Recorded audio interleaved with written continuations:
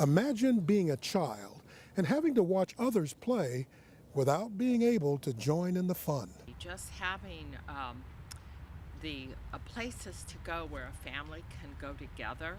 We'll examine disability and disconnection on this edition of Equal Time. From San Jose State University, School of Journalism and Mass Communications, giving equal time to competing points of view. You're watching Equal Time. Hello and welcome to a new season of Equal Time. I'm Bob Rucker, the director of the School of Journalism and Mass Communications at San Jose State University. People with disabilities often feel ignored.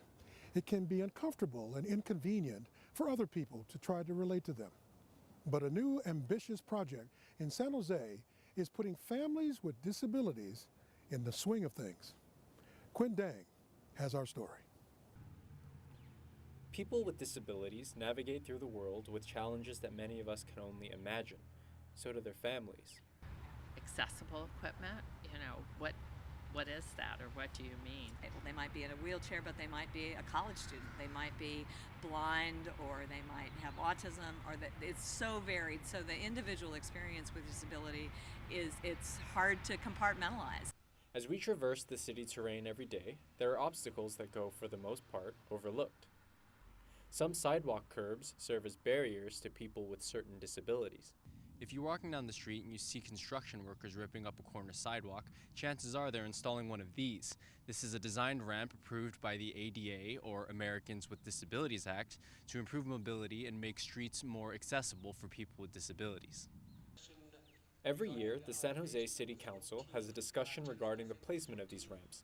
Streets that handle the most foot traffic are top priority. But mobility is just one obstacle. Certain disabilities can carry a heavy social burden as well. Joanna Jager and her son Alex, who lives with autism, understands these social barriers well. The reality is the world doesn't do a very good job accommodating him and his sensitivities and his needs. So we needed to work hard to make him be able to be okay. For Julie Matsushima and her granddaughter Amy, who lives with cerebral palsy, the issues of mobility and socialization converge to create a unique problem.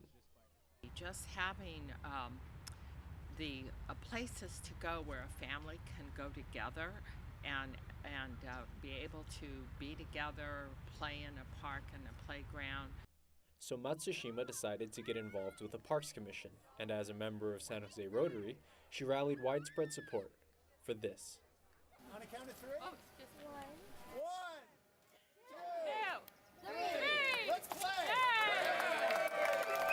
San Jose's all-inclusive new Playgarden, with specifically designed fun for children with and without disabilities. I think children in particular and adults with disabilities, more than anything, want to participate in life and be part of society and be part of what goes on around them. So in everything we do, having those children out in the neighborhood, out in a shopping center, out at a coffee shop, a restaurant, a park, make them feel inclusive and participating while also educating others around them. Plenty of education is going in the Playgarden, as we will see next. The Rotary Playgarden is located in Guadalupe River Park and Gardens along Coleman Avenue in a central location in San Jose. When we come back, we'll show you how families are using it and what it means to them.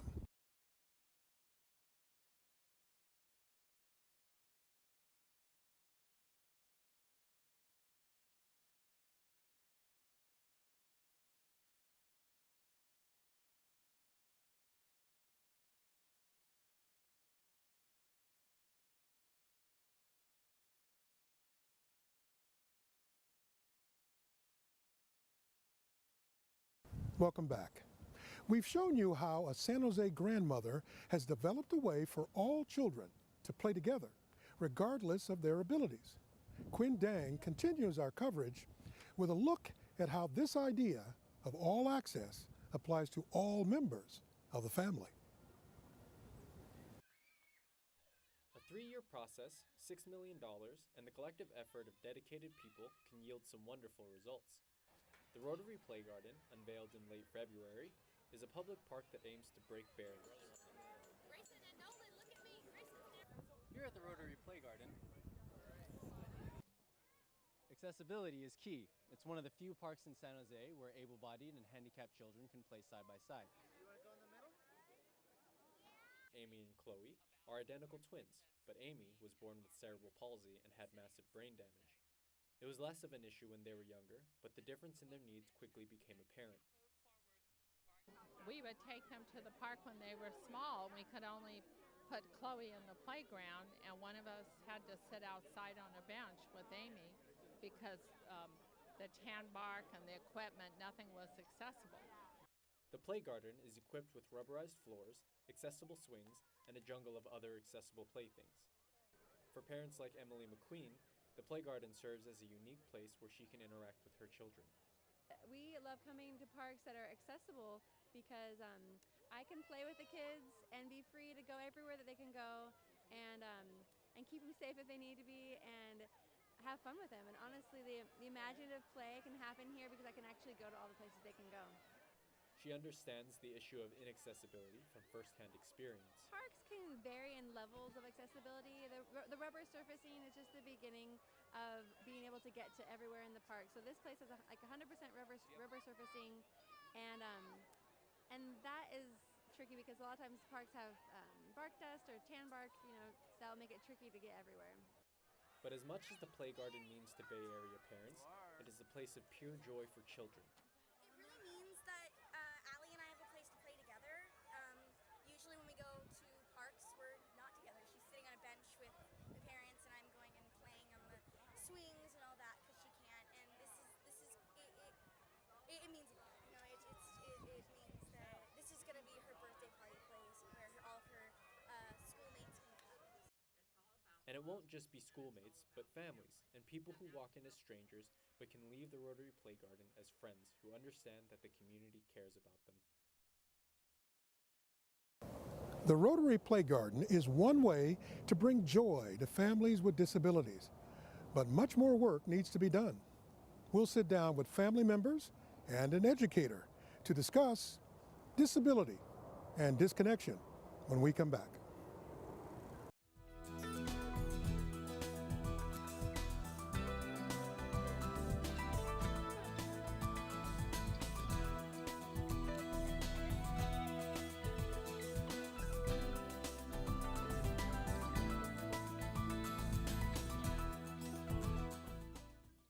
Welcome back to this edition of Equal Time in our brand new television studio here in the School of Journalism and Mass Communications at San Jose State. Today our topic is the disabled and some of the disconnections we encounter in our community. Let's meet our guests. Hello, my name is Mary Ellen Peterson. I'm the CEO of Parents Helping Parents. Parents Helping Parents is a family resource center serving families with children with disabilities and special health care needs. Hi, my name is Venus. I grew up with a brother with Down syndrome, and I'm here to share my experience and stories. Hi, I'm Mary Ann Dewan, and I'm the Chief Schools Officer with the Santa Clara County Office of Education. At the Office of Education, we work with students with disabilities, and we are the lead provider of a specialized service through the Inclusion Collaborative. I'm Julie Matsushima. I'm a past president of the Rotary Club of San Jose. I'm a grandmother of a twin girl with cerebral palsy. I've also written a book about her that was published in 2010. It's called For the Love of Amy. My name is Quinn Dang, and I'm the correspondent on the story. I'm thrilled that we're having this conversation today, and I hope our community will take this as an opportunity to understand how we can better connect with the disabled. Venus, you just said something that I can relate to. I have a sister who was born with Down syndrome. I watched my mother growing up in Chicago thinking, how are we going to get through this? And how is life going to turn out for my sister? Did you have that same experience with your loved one? I did. It was hard for my mom to explain to me what condition my brother had. She would always tell me, if anybody ever asks, just tell them that your brother is special. So growing up, I would just have to say, oh, He's special. He's perfectly fine. He's just special. And that's how Parents Helping Parents came about, because one parent who had a child with special needs really wanted to support a new parent. We've been around for almost 40 years, right around the same time that the legislation started that said all children with special needs deserved to be included in education. Before that, they were not included in any kind of educational programs, only if they could survive and do the work in the academic school with the rest of their peers.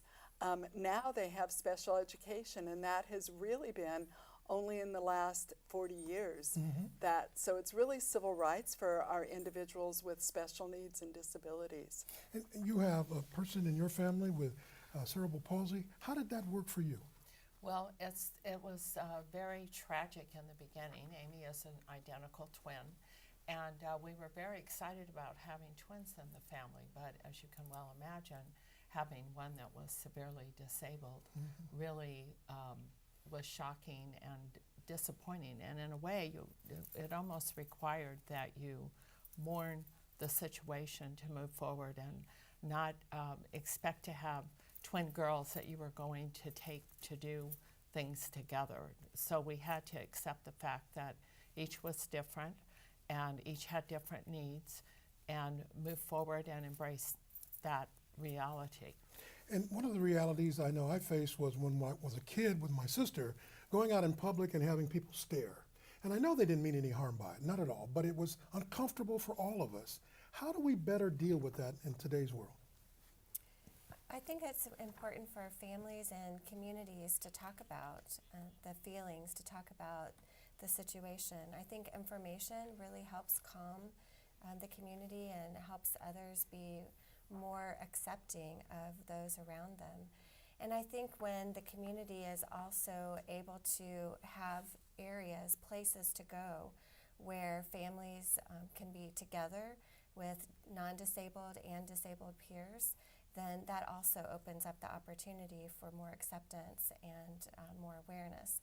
An example of that is the Rotary Playgarden that the Santa Clara County Office of Education has been a partner with Rotary, the Rotary Club of San Jose, in creating, which is a beautiful place for non-disabled and disabled peers to play together and to do those normal, natural things that all children do. And that key word, normal, we hear that a lot. Quinn, I'm thinking your research, you probably had people say, well, we're trying to make things normal. But how difficult or challenging is that? It's difficult, and it comes down exactly to just talking about it. And one of the most difficult things is that it's uncomfortable to talk about. It's something that we all struggle with. You know, we worry about hurting each other's feelings so much that it's hard to kind of actually get the conversation out there. Yes, but what is normal? I mean, what is normal? Everybody's different. We need to accept differences. And part of what you're talking about is really looking at having an inclusive community. And we're not used to having an inclusive community. And when you talked about feeling different because your sister looked different, and what do people do when individuals look different and they're in the community, that's because we're not used to having an inclusive community. And when I was growing up, before I had a son with disabilities, did I know that there were many people around with disabilities? I didn't really know that because I was taught that it was rude to stare. And if you don't stare at somebody, then you don't see them. And if you don't see them, then they don't exist. And if they don't exist, then you don't have to deal with them. And so part of being uncomfortable with something that's different is avoiding it and not looking at it and not having to worry about it. So having our community be more inclusive, starting with the playground, is a really wonderful way of having children become more accepting, because if you start when they're young, children are not biased. They're willing to go up and talk to anybody. They don't have those fear mechanisms that older people have. They're not, they're not afraid of going over and talking to somebody and saying, hey, how come your legs don't work? How come you're in that chair? Why are you doing things like that? And the other child can say, well, I was born like this, I move like this, you know, but it doesn't stop me from playing in the playground. It doesn't stop me from wanting to be in a swing. And now I can participate. And the wonderful thing, we're talking about the Rotary Playgarden, the wonderful thing about that is that families can go anytime and be together with all of their children, not just with their special needs child. And there are wonderful resources in the community for our kids. And there are lots of philanthropic groups that do things for children, for special needs children, but they usually don't include the whole family or the siblings. The Rotary Playgarden is something for everyone. That's what makes the difference. Yes, it's inclusive. That's exactly the vision behind that. I was on the Parks Commission for a number of years, and my goal was to absolutely raise awareness about the needs of children and their families with special needs. And your comments about children often feel more comfortable to approach a child with a disability, but their parents become very uncomfortable. And when we have Amy visiting us, we take her out in the community and take her to restaurants. And children are not as uncomfortable, I think, as their parents are. Their parents will grab them by the hand and say, "Don't look," or "Let's go," or, you know, they're more uncomfortable. And it becomes evident very quickly which parents have educated their children and made them aware, and which parents have not. I think it's also important to note that parents and family members who are trying to deal or cope or understand themselves make mistakes because they think certain things, and the child or the individual will teach you something totally different. Exactly. My sister's a very loving person, very outgoing, likes to talk to people. But I've noticed that she likes to talk about the fact she's partially blind, but she doesn't see it as a disability. She sees it as part of her identity. And that everybody, it's okay, you can talk about it. That's a comfort zone that I think a lot of us don't have. Would you agree?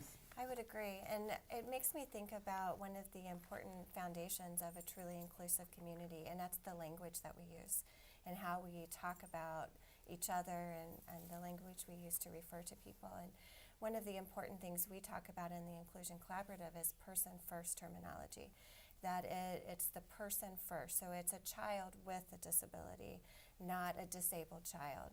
And I think that's really important because then it does help all of us think about the whole person and their whole identity, not just the piece that might be limiting for that person. Very good.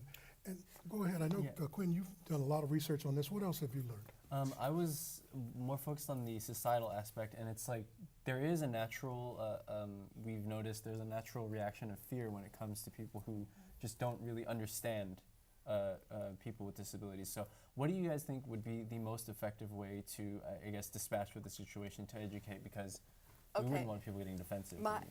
I think that people are afraid because they don't want to do the wrong thing. And instead of doing the wrong thing, they don't do anything. But I would say that rather than not do anything, that's saying very loudly that you're rejecting the person, or that's very loudly the wrong thing to do. I would say that it's better to do what you feel like doing, and even if it's the wrong thing, the person will forgive you because you're making that attempt at an interaction. You know, sometimes it's with culture. If you're learning a new language and you say the wrong thing by mistake, the other person will forgive you because you're attempting to use their language in communicating with them. It's very similar with the disability. If you're trying to interact with them, if you say the wrong thing, they're not going to hold it against you because you're making that attempt to get to know them.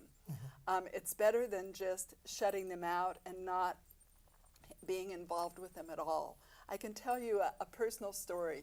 I have an older son that has cerebral palsy and is intellectually disabled, and he's very disabled, and he loves everybody, and he doesn't see if people turn away from him and walk away.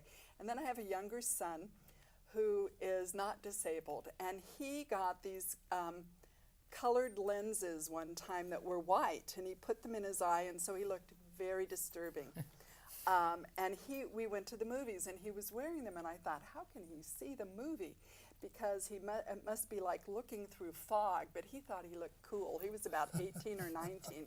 So we go out to order popcorn during intermission, and he's wearing, if you can imagine, white. So he has no pupil, just a little white thing there. And he orders the popcorn from the guy, and the guy looks at him.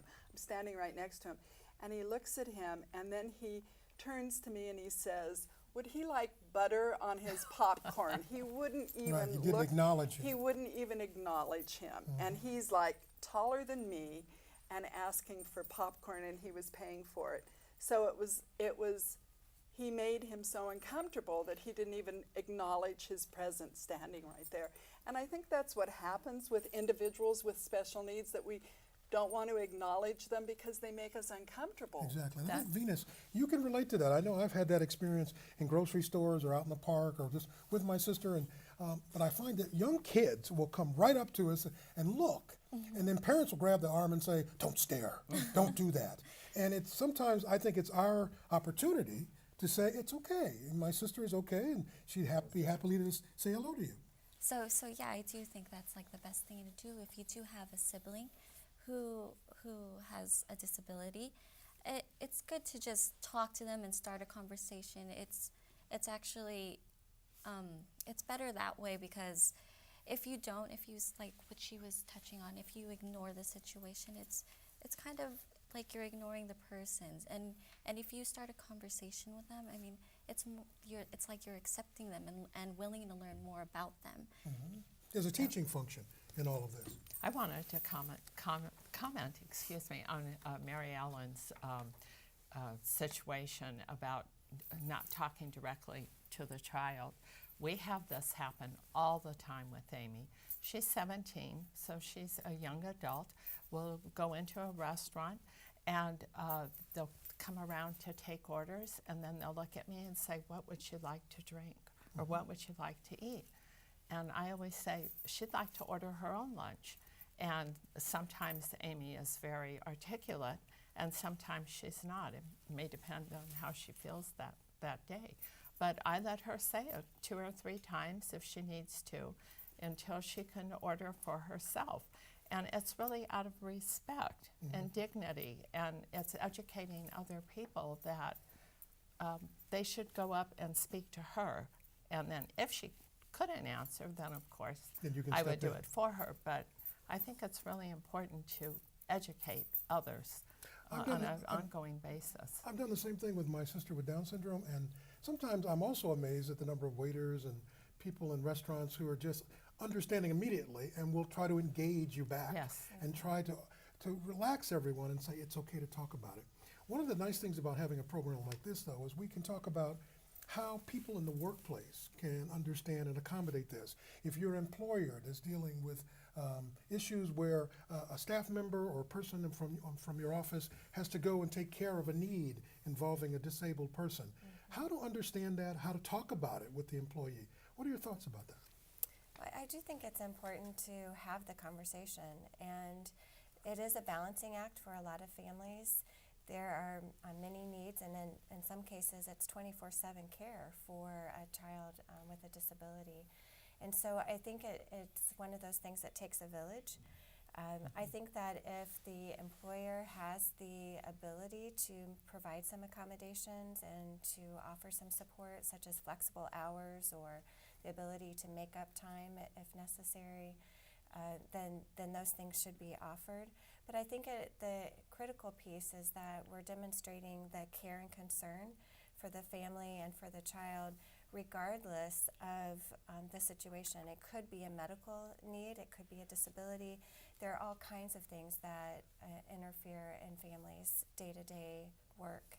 And the sensitivity of the employer to be able to have the conversation, I think, is the critical first step. And Quinn, what about the sensitivity on a college campus or in a high school? I mean, I think sometimes that's where the challenges begin personally. I remember when I was in grammar school, my only fight was over my sister and someone who approached her and knocked her down. And I was her big brother, and I had to defend her. And I don't think anybody understood her situation then. We have more knowledge now, but what's it like now in school? I think it's very difficult because there's no official forum to actually have these discussions. When I was younger, and there was this kid, he had Down syndrome, he was by the bus stop, his name was Richard. And I remember really vividly, there was these 3 kids who, it was Chinese New Year, and they would light firecrackers and throw them at him. Oh my goodness. And it just scared at him. And I remember those kids were bigger than me, and I like beat myself up about it all the time, but like, you witness this stuff, and there's nothing you can do about it. Well, you think there's nothing you can do about it. But that's the thing, is that there needs to be like an actual forum for this kind of discussion. I don't think there is. I don't think, not to my knowledge, maybe it's changed since I've been in grade school, but to my knowledge, there hasn't been any. So I mean, when it comes to these social issues, how do you think that we should implement systems in schools to educate kids? Well, I think it depends. My younger son now is 33, but when he was in high school, he told me, he came home one time and he said he was standing with a group of young men, and a young woman walked by who had Down syndrome, and he has a brother with special needs, so he's very sensitive to individuals with special needs. And he said that one of the guys in the group said, "Hey, Michael, there goes your girlfriend." And he goes, "Yeah, so what?" And he said, then the guy that said that just kind of dropped his head and didn't know what to say, and they all kind of disappeared. But he said, "Mom, I wasn't going to let them put her down." And they all kind of disappeared and walked away. And I said, "Good for you for standing up for her, And she didn't hear it, but they were just kind of being rude. And so I don't think they said that again in front of him. But people do need to make a stand. Individuals do need to make a stand. And one of the things that we found is that siblings, brothers and sisters, really do need to talk about what it's like to grow up with a special needs brother or sister early, because then they are much better able to handle the pressure they see in schools. And that's one of the things that we do at Parents Helping Parents. We have a very strong sibling support group and an adult sibling group, And so in the event that we can't, say in situations, and it happens a lot, that we can't introduce people to disabilities so early, is there any way that we can possibly educate people who have already developed these kind of fears and prejudices? Well, I think having awareness campaigns can do that. And I also think that the more inclusive we can become as a community, that addresses the systems issue that you talked about before. And not being afraid, just open our mouths and admit sometimes we don't understand and we'd like to learn. That might be very much the starting point. This has been fantastic. I thank you for doing the story, and I thank you all for being here. And I also want to thank you for joining us. We hope you'll come back for another edition of Equal Time.